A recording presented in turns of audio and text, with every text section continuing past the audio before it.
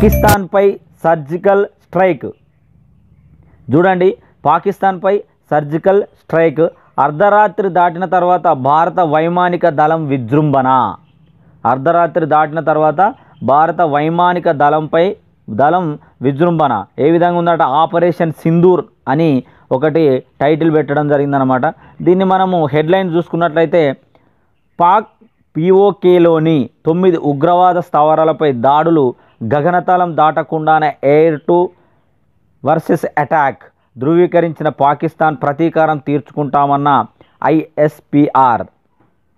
ఇక్కడ మనం వార్తను కొంచెం చూసుకున్నట్లయితే ఇందులో పహల్గామ్ ఉగ్రదాడికి ప్రతీకారంగా భారత్ మంగళవారం రాత్రి సర్జికల్ స్ట్రైక్ జరిపింది.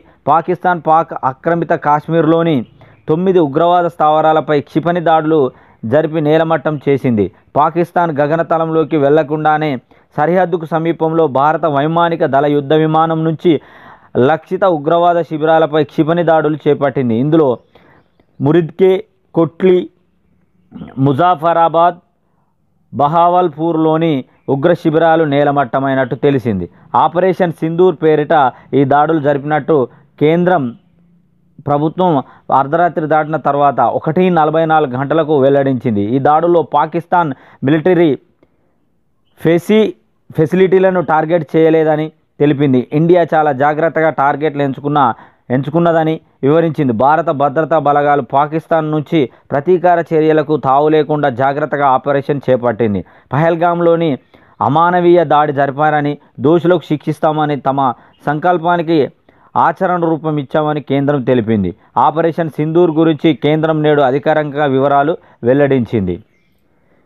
ప్రతీకారం తీర్చుకుంటామంటున్న పాకిస్తాన్ అంటే మన వాళ్ళ ఆపరేషన్ సింధూర్ అనే పేరుతోటి వాళ్ళ శిబిరాలపై, ఉగ్రవాద శిబిరాలపై దాడులు జరిపిందనమాట. 1 గంట దాటిన తర్వాత దానికి ప్రతీకారంగా పాకిస్తాన్ ఏమంటుందంటే ఖచ్చితంగా ప్రతీకారం తీర్చుకుంటామని చెప్తున్నది. భారత దాడులను Pakistan ధృవీకరించింది.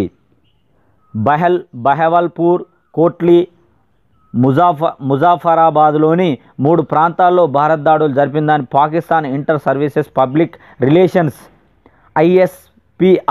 ISPR means inter services public relations తెలిపింది. భారత దాడి తర్వాత పాకిస్తాన్ విమానాలు గగనతలంలో చక్కర్లు కొట్టాయని వివరించింది. కానీ భారత్ తన సొంత గగనతలం నుంచే ఈ దాడులు జరిపిందని పేర్కొంది.